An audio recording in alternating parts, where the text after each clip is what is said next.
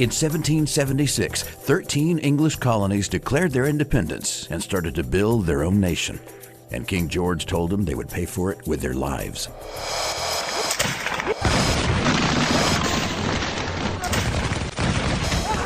From that point on, the War for Independence was in trouble. In spite of American victories in the northern colonies at Trenton and later Saratoga, George Washington's army suffered major setbacks, and they spent the winter laying low in New Jersey.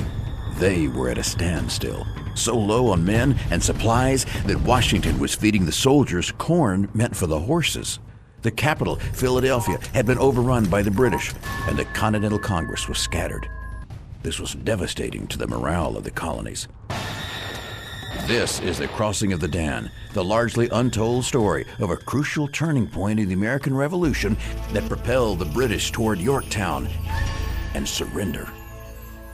As the colonists grew more hopeless, the British confidently moved their fight to the Southern Campaign, where they planned to capture Georgia, north to Virginia, and end the American Revolution. And they got a fast start, capturing Savannah, then the state of Georgia. Next, they overran South Carolina. Now, only North Carolina and Virginia stood between the British commander Lord Cornwallis and the total collapse of the colonies. And he was on a roll. The dominoes were falling exactly the way he wanted them to. Until he got some very bad news. The Continental Congress was sending his worst nightmare, General Nathanael Greene, to command the few remaining colonial forces in the South.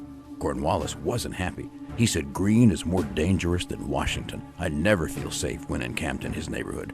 Cornwallis's fears were well-founded. General Greene resurrected the colonial forces in the South and handed a contingent of the British Army a serious defeat at the Battle of Cowpens in January of 1781. But a humiliated Cornwallis vowed to chase Greene's army to the end of the world. Cornwallis burned his wagons and supplies so they could move as fast as possible. Pushing ahead of Cornwallis, Greene's troops were tired, hungry, nearly naked, and many of the men were marching through the freezing weather barefoot.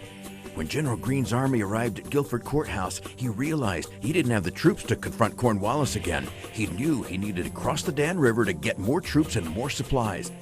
And if he was going to make it alive, he'd have to race Cornwallis and beat him there. But Greene knew he could not run Cornwallis, so he outfoxed him. He sent a group of soldiers north to the Dan River. Cornwallis took the bait and followed. Then Greene's army headed northeast to cross the river at Boyd's and Irwin's ferries at the present-day South Boston. Greene knew that the heavy rain had made the swollen river impossible to cross on horseback, so he ordered an armada of vessels to be secretly brought in to transport his troops across the Dan River.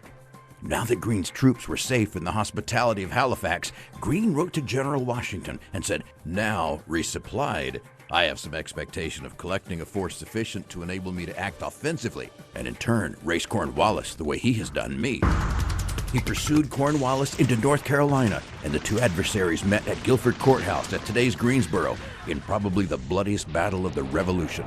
Cornwallis himself said that General Greene's men fought like demons. Greene's army so mauled Cornwallis's forces that the British retreated to Wilmington, then marched to Yorktown, where Cornwallis surrendered.